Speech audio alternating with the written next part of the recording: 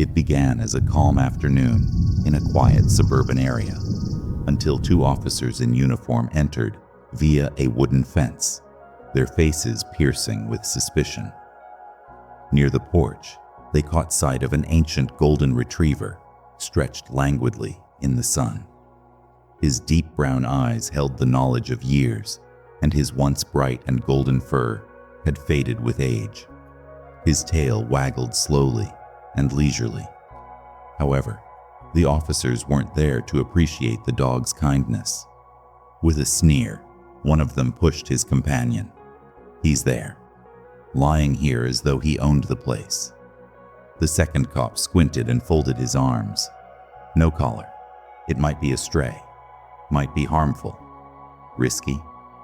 The elderly retriever observed them with serene interest, without raising his head.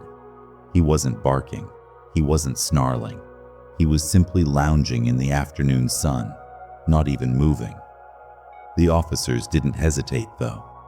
One of them stepped nearer, wriggling his fingers close to his belt. "All right, before he causes any trouble, let's get him out of here." The golden retriever whimpered softly, moving a little but without trying to fight it. He was baffled as to why these individuals were in his yard and why they were giving him suspicious looks. A deep voice pierced the air as one of the officers leaned down to seize him. "Hey, what are you doing, in your opinion?" The officers froze. The retriever's ears perked up as the sound of heavy footsteps approached from the side of the house. And when the officers turned around, their faces went pale. The officers exchanged wary glances, their bodies tense as they scanned the backyard. It was an ordinary space: lush green grass, a wooden fence, a few scattered flower pots. Nothing out of the ordinary, nothing threatening, except for the elderly golden retriever. He lay motionless, his soft eyes flickering between the two officers. He wasn't barking, wasn't growling, just watching. But the officers acted as if he were a wild animal, something unpredictable, something dangerous. The officers stopped. The sound of heavy footsteps coming from the side of the house made the retriever's ears perk up. The cops' cheeks became pale as they turned around.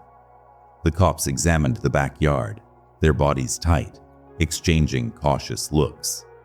The area was typical, with a wooden fence, lovely green grass, and a few flower pots strewn about. Nothing unusual, nothing dangerous. The old golden retriever, that is. His gentle eyes darted between the two officers as he lay still. He was merely observing, not growling or barking. However, the officers behaved as though he were a dangerous, erratic, or wild animal. Uncomfortably, one of them cleared his throat. "Are you certain that this is the one?" With his fingers still hovering close to his belt, his buddy let out a quick exhale. He fits the description. No collar, possibly hostile, angry. The elderly dog just blinked. The police did not, however, unwind. As though anticipating some unseen danger to emerge from the bushes, their gazes darted about the yard. Taking a cautious step back, one even looked at his partner. The first officer mumbled, "What if he's been trained? It might be one of those vicious dogs." The tension in the air caused the golden retriever to tilt his head slightly, perplexed. He waggled his tail slowly and uncertainly. However, the officers perceived a possible threat rather than a harmless pet. With his fingers now firmly grasping his baton, one of them stated, "We should get him out of here before he causes any problems." The retriever sighed softly and shifted his paws without running. The tense silence was broken just as one officer approached, about to act, by a deep, commanding voice. "What are the two of you doing?" With startled eyes, the cops whirled around, and the owner of the dog was standing there with his arms folded, looking down at them with a cold stare. One of the officers squinted, staring at the ancient golden retriever as though he posed a threat. The dog stayed calm, his tail resting unmoving in the grass, his graying fur disturbed gently by the wind. After shifting uneasily, the cop whispered to himself, "This stray looks dangerous. Let's take him in." His companion paused, looking at the dog below. There was no stiff posture, no bared teeth, no anger, just a gentle-eyed retriever who seems peaceful and exhausted. However, the initial officer was not persuaded. "You saw the report," he added in a stern but quiet voice. "A dog on the loose, wandering around a neighborhood, possibly ill or aggressive. We cannot afford to take any chances." Still uncertain, the second officer scowled. He noted, "But he's not even moving." The senior officer laughed. "It's worse because of that." He lowered his voice even more as he looked over his shoulder. "Some of these dogs appear submissive, but what happens the instant you relax?" His fingers snapped. Bam! They strike out. With a calm, gentle exhale, the golden retriever barely raised his head. He did not respond, if he comprehended what they were saying. However, the first cop was already grabbing his radio. "We have an unregistered stray here. Dispatch. Possible danger. We're going to bring it in." Still wearing a suspicious expression, the second cop moved from foot to foot. "Dude, I have no idea. He does not appear to be a stray. He has to be owned by someone." His partner, however, was not paying attention. He was already approaching and grabbing the dog. A crisp, authoritative voice then cut through the air before his fingertips had a chance to touch the retriever's fur. "Remain away from my canine." The officers stopped. They turned slowly, and there was a man standing at the yard's edge. His mouth was set, his stance stiff, but his eyes, which were penetrating, unrelenting, and fixed on them like a predator assessing its prey, were what really chilled them. The tension in the air increased. The golden retriever sighed quietly, as if something had changed. The actual conflict was about to start. As one of the officers seized his tattered leather collar, the golden retriever whimpered softly. His tail twitched hesitantly, and his hazy eyes blinked in bewilderment. He was too old and exhausted to fight, but the unexpected force surprised him. The first cop's hand clenched. "Let's get moving, please." The retriever's body shook a little, and his ears drooped. This yard had been his home and his safe haven throughout his life. And now, he was suddenly being dragged away by these strangers. Once more, the second officer paused. Under his fingers, he could feel the dog's ribs, the slender body of an animal that had experienced years of affection rather than aggression. Those soft brown eyes were devoid of anger. Just be afraid, just misunderstanding. "I'm not sure, dude," he muttered. "I don't feel right about this." The first cop, however, was not paying attention. Already, he was pulling the leash harder, causing the retriever to stand up. The elderly dog tripped a little, moving slowly and with stiff legs. He whimpered softly again. Then, it was a deep, authoritative voice. "Please don't touch my dog." The police came to a complete halt. The golden retriever's ears perked up at the sound, which he recognized. A figure moved forward, casting a shadow over the yard. There was a sense of discomfort in the air, just from his presence. The proprietor had shown up. He also didn't appear content. The oppressive silence was broken by a gasp. The sound of a woman's shocked voice pierced the atmosphere. "Hold on. What are you doing?" Just as the officers turned, a neighbor with wide, horrified eyes peered over the wooden fence. Her knuckles white, she held fast to the top rail. "It's not a stray," she exclaimed. "That's Mr. Harrison's dog, Max." The sound of his name made the golden retriever's ears perk up a little, and his hazy eyes darted over to the neighbor. The second cop paused and relaxed his hold on the leash. But wait, who owns this dog? The first officer's jaw tightened as he mocked. Then, Mr. Harrison, where are you? Why is this dog out here by itself if it is his? The neighbor's expression grew gloomy. She yelled, because this is his home. He has spent years residing here. Max is well known to everyone on this block. There was a tight stillness. The officers looked at each other. Max remained motionless, his weak body quivering a little, as though he could feel the gravity of the situation. Then, a gate opened with a creak. The yard reverberated with the sound of heavy footsteps, and there came a steady, deep voice that chilled the air. I'd like to hear the answer to that question myself. The police made a sudden turn. An old guy stood at the yard's entrance, his presence imposing, his eyes piercing with silent rage. Mr. Harrison was here, and he wasn't by himself. The neighbor was hardly given a glance by the authorities. As though the old dog were a criminal, one of them yanked the leash and tightened his hold on Max's collar. No tags, no owner present, abruptly stated the first officer. That makes him a stray. Max whimpered softly as his weak body shifted uneasily. Confusion flickered across his face as his hazy eyes flew between the officers and the neighbor. The neighbor balled their fists. Are you even paying attention? Max is that. This is where he belongs.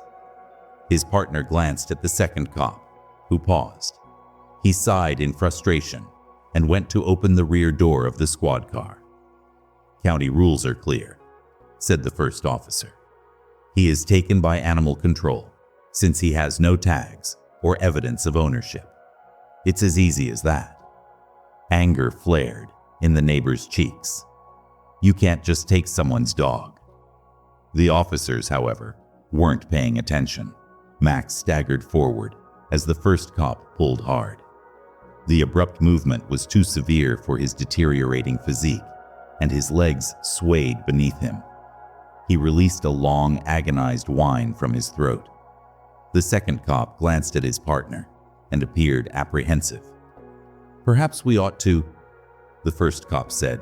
Just get him in the car. The neighbor let out a gasp. However, a slow clap echoed across the air before she could yell another word. Steady, measured, and relaxing. The officers stopped. Max looked toward the sound in spite of his bewilderment. Mr. Harrison stood just inside the yard, his face inscrutable. Like a storm building in the horizon, his eyes were fixed on the police. His voice was forceful and low as he said, I'd love to hear you explain this. The tension in the air increased, and all of a sudden, the officers lost their confidence. Max whimpered softly when the cop tugged at his collar once again. His legs were barely keeping him upright as his weak body shook. The ancient bones of the golden retriever were not strong enough to dig his paws into the dirt.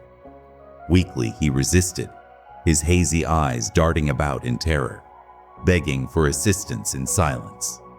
The first cop complained, "Come on, mutt," and pulled again. Max stumbled ahead, his limbs rigid, his steps slow. His body was too worn out and delicate for this kind of rigorous treatment, and every step appeared to be a fight. After observing the dog's weak struggle, the second officer paused once again. "Maybe we should ease up. He's not exactly dangerous," he said. The first officer, however, remained unimpressed. "Rules are rules," he retorted immediately. "Without tags, no evidence of ownership. That implies he will accompany us." Max sighed deeply and painfully, his body sagging as though he knew he had no other option. However, then, a voice sliced like a razor into the tension. "Give him permission. Proceed."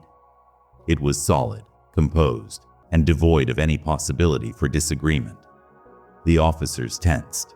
Max's head turned tiredly. Mr. Harrison stood a few steps away, staring at them with his sharp eyes. He had spoken steadily. The storm in his eyes, though, that was a whole other matter. With a piercing creak, the garden door exploded open and slammed against the frame. Everybody turned to face it. An old man stood at the doorway, his hands firmly gripping a solid wooden cane. Although his gray hair was brushed back nicely, he had the fire of a man, decades younger in his eyes, which were steadfast and keen. Harrison, Mr. Even at his advanced age, he exuded an indisputable authority. With a steady and purposeful tap of the cane against the earth, he stepped forward slowly. "What do you think you're doing with my dog?" Despite his placid demeanor, there was a warning or weight to his words. The officers glanced at one another. A glimmer of uncertainty appeared on their faces for the first time. Max whimpered a little, still in their clutches. When his hazy eyes met the guy he had known and loved for years, they became softer. Mr. Harrison's eyes grew gloomy. "Give him permission. Proceed." He didn't speak loudly. They were not required to be, because everyone realized at that precise time that he was more than simply a man. This was a formidable opponent. Mr. Harrison's grip tightened around the handle of his cane as his piercing eyes fixed upon the policeman. He spoke in a calm tone, but there was no denying the steel in his voice. "Now unhand my dog."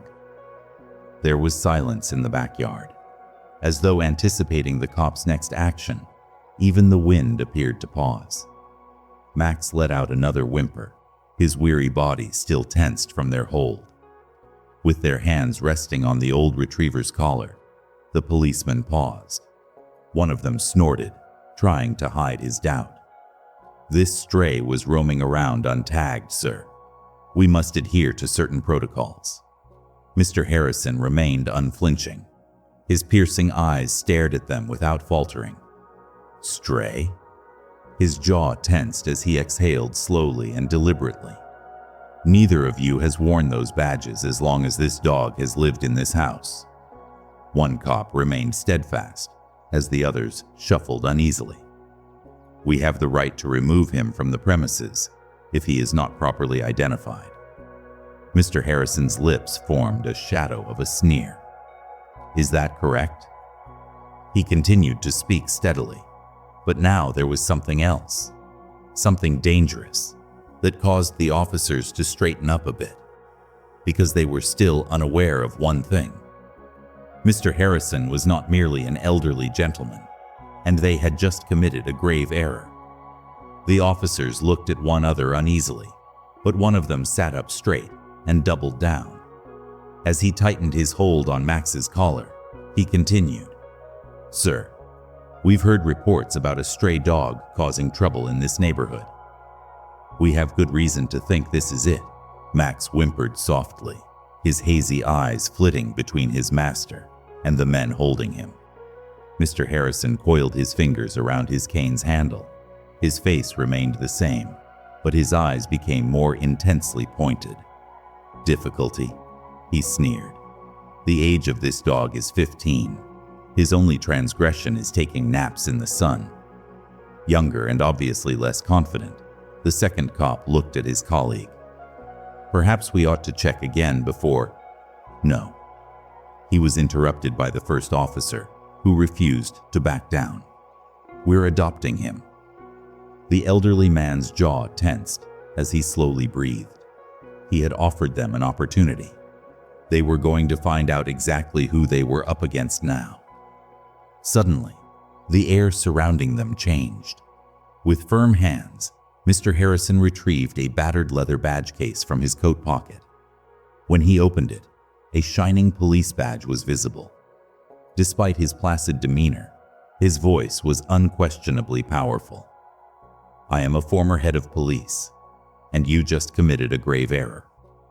The officers stopped. Their confident manner faltered as their hold on Max relaxed. The younger officer's eyes widened and flitted from his colleague to the badge. He stumbled.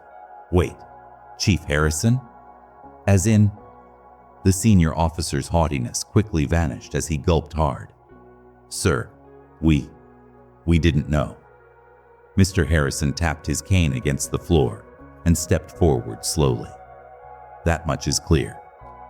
Like a predator evaluating prey, his eyes were fixed on them. Now let my dog go. Right away. Sensing the stress, Max let out a little whine, but the officers remained still.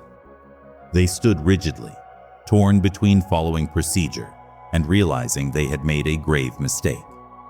Before Mr. Harrison spoke again, his voice sounded like thunder before a storm, and the once calm backyard was now filled with quiet. Or should I give them a call? In an instant, the policeman's confidence crumbled and their cheeks lost color. Max stammered, Sir, we didn't mean any disrespect, and the younger officer's hold on his collar relaxed.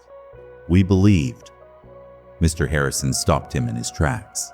His eyes were as sharp as a razor, penetrating them. What did you think? That an elderly canine relaxing in his own garden posed a risk. There was no denying the authority in his voice, despite its calmness. In an attempt to save face, the senior officer cleared his throat. We were merely according to protocol. There were no tags on the dog, and Mr. Harrison stepped forward once more and tapped the ground with his cane. Before choosing to tear him from his house, did you even think to ask the neighbors? The younger officer's gaze darted to his buddy as he swallowed hard. They were both aware that this situation could not be resolved. They were standing in front of a guy who had once trained cops like them, officers who knew better than to make a mistake like this, after their careless decision had gotten them into trouble. There was a long, oppressive hush. Mr. Harrison's hold on his cane then became more firm. Now, release my dog unless you want to give the department an explanation for what you did. Mr. Harrison stepped forward slowly and deliberately, his keen eyes focusing on the police as a hawk examines its prey. With a firm yet subdued authority, he said, Tell me something, gentlemen. Before taking my dog, did you even look for identification tags? The younger officer's jaw tightened as he looked at his companion. Well, none were visible to us. Have you looked? Mr. Harrison pushed, hitting the ground with his cane. No officer responded. The quiet was sufficient. Mr. Harrison shook his head and let out a deep exhale. He pointed around the yard and said, And let's talk about something even more serious. You trespassed onto private property without a warrant. Are you aware of how many laws you just broke? The senior officer shifted uneasily and cleared his throat. Sir, we were merely attempting to fulfill our duties. Mr. Harrison laughed without humor. Your occupation? Upholding the law, not breaking it, is your responsibility. You mistreated my old dog, entered my backyard without a warrant, and disregarded a witness who attempted to correct you. Do you think that sounds like appropriate police job? You tell me. The younger officer looked down, embarrassment beginning to show on his face, but his companion made an effort to defend himself. We didn't mean any harm, sir. We were merely exercising caution. Mr. Harrison squinted his eyes. Wary? His tone was piercing. Cautious would have been at my front door knocking. Asking the neighbors would have been cautious. Rather than misusing your badge, being cautious would have meant adhering to protocol. There was no defense for the officers. They stood there, vulnerable, and unable to talk themselves out of the predicament they were in. The sound of a phone camera turning on abruptly shattered the tense silence. The neighbor held out their phone, capturing everything while continuing to peep over the fence. They said, This will be seen by the entire neighborhood. You are unnecessarily bothering an elderly man and his dog. The younger officer tensed up and looked at the phone anxiously. His companion shifted uneasily. Mr. Harrison shook his head and chuckled softly. The world can now witness your ability to serve and protect. The neighbor made sure that every detail was visible by zooming in. You enter a backyard without authorization, seize a defenseless elderly dog, and when you are apprehended, you refuse to acknowledge your mistake. The officers looked at one another doubtfully. The gravity of the situation was beginning to set in. Mr. Harrison cautioned, "I can assure you that this video will be on the news before the sun sets if you put your hands on Max once more." There was pressure. The police could either make things better or worse. The officers looked at one another uneasily, their confidence faltering. We were simply following protocol." The younger officer stumbled, his tone unconvinced. His buddy shifted uneasily and cleared his throat. "Yes, we believed the dog to be a stray, merely attempting to maintain neighborhood safety." Mr. Harrison tightened his hold on his cane and arched an eyebrow. "By intruding? By snatching an old dog without even looking for identification?" The younger cop looked everywhere but Mr. Harrison and gulped hard. "We didn't mean any harm. It was an error." While continuing to record, the neighbor sneered. "A mistake? On the basis of nothing, you were going to take away an elderly man's dog." They were beginning to feel the consequences of their careless behavior. The officers' only true defense was the sobering knowledge that they had gone too far and couldn't easily turn back. Mr. Harrison stepped forward, his piercing eyes fixed on the officers. "That stray you wanted to take so badly?" He gestured to Max, who was sitting next to him, trembling. "He is a former K-9. He was a member of this force for many years, most likely longer than any of you had worn the badge." The officers stopped. They looked at one another in disbelief, the color draining from their faces. "He's a police dog, what?" The younger cop said something that was almost audible above a whisper. With a stern gaze, Mr. Harrison nodded. Not just any canine used by the cops. Among the best was Max. He protected police like you, scented out danger, and saved lives. His tone became stern. "And you pay him back like this? Dragging him about like a stray?" Max whimpered softly, his weary eyes darting between the guys who used to hail him a hero. Like a crashing tsunami, the policemen felt the weight of their error. The officers looked at each other uneasily, their confidence shaken. They had no other option, due to the weight of Mr. Harrison's remarks and the neighbor's recording eyes. The elder cop stepped back, as if Max had suddenly become untouchable, and slowly released Max's collar. We were unaware," he stumbled. "We apologize, sir. It was an error." The younger officer did the same, humiliation blazing on his face. "Indeed, we had no malicious intent. We ought to have looked first." Max shook off the tightness in his fur with a gentle puff. Kneeling next to him, Mr. Harrison ran a soft hand over the dog's head. "Officers, apologies don't make up for careless acts," he stated sternly. "Remember your duty to serve and protect, not to harass innocent souls the next time." The officers couldn't look him in the eye, so they nodded shamefully. With his cane firmly planted in the ground, Mr. Harrison straightened and gave the cops a furious look. Being a police officer involves accountability as much as authority. Wearing that emblem indicates that you defend all innocent souls, not just human ones. He pointed to Max, who sat calmly next to him, his elderly eyes full of silent insight. This dog honorably served the force. He never misunderstood people, saved lives, and detected danger. Would you be able to say the same about what you did today? The officers shuffled uneasily, as his statements made them feel even more ashamed. Respect the law, but more importantly, respect the lives entrusted to you, Mr. Harrison added in a firm voice. because it was only a dog today. It might be someone who is unable to speak for themselves tomorrow. As the realization of their error sunk in, the cops swallowed hard and nodded silently. The officers give Mr. Harrison a respectful nod as they exchange uncomfortable looks, then turn to go without saying anything more. As they leave the yard, the weight of their error dangling in the air, their boots crunch against the gravel. Max whimpers softly, still trembling, but the neighbor kneels next to him and strokes his golden fur. They whisper, "You're a good boy, Max," and give you soft pats. "No one's taking you anywhere," Mr. Harrison observes silently as his tight hold on his cane loosens a bit. Max lets his tail wag feebly as he nuzzles into the neighbor's touch. He was at home, in his rightful place.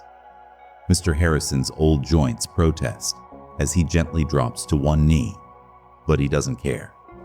His fingers dig into Max's soft fur as he places a hard yet caring hand on his head. His voice is full of sorrow as he adds, "They forgot who you were, buddy. However, I never will." With his tail thudding feebly against the floor, Max gazes up at him with weary but trusting eyes. Even if he is elderly, Mr. Harrison will always remember him as the courageous and devoted companion who was there for him through everything. Max sighs with satisfaction, wagging his tail softly as he snuggles up against Mr. Harrison. A calm sense of fairness is restored as the tension in the air subsides. The neighbor smiles while continuing to record, preserving the reunion moment. Having learned their lesson, the officers leave without saying anything more.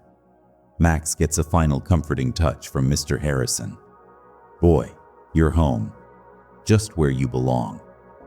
With his tail still wagging, the golden retriever leans his head against his owner's leg. Secure, cherished, at home.